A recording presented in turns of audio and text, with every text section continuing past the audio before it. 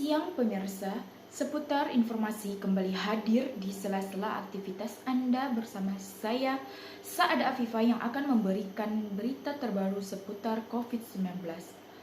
Kasus COVID-19 di Indonesia kembali dalam tren meningkat pada Januari 2022 ini. Masyarakat harus kembali meningkatkan kedisiplinan menjalankan protokol kesehatan.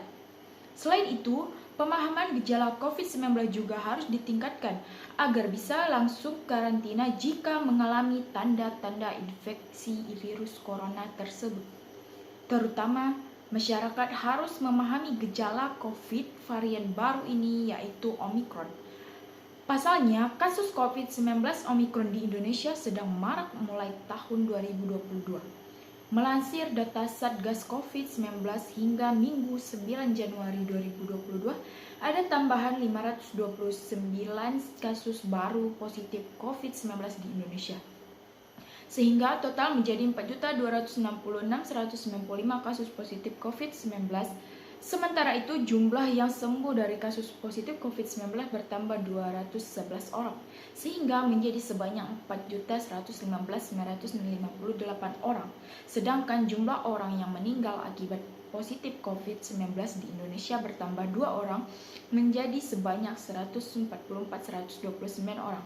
Jumlah kasus aktif COVID-19 di Indonesia mencapai 6.108 kasus, bertambah 316 kasus dibandingkan sehari sebelumnya.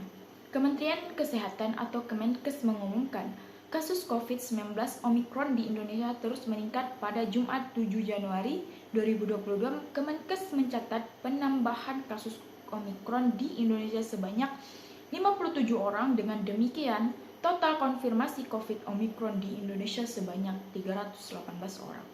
Jumlah kasus COVID-19 Omicron di Indonesia meningkat pesat setelah tahun baru 2022.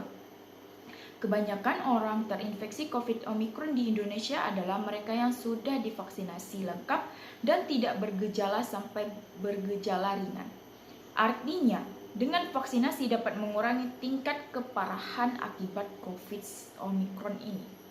Namun, upaya vaksin saja tidak cukup, harus dibarengi dengan disiplin menerapkan protokol kesehatan dengan ketat. Hal ini penting dilakukan untuk menjamin seorang aman dari tertular maupun menularkan COVID-19 Omicron kepada orang lain.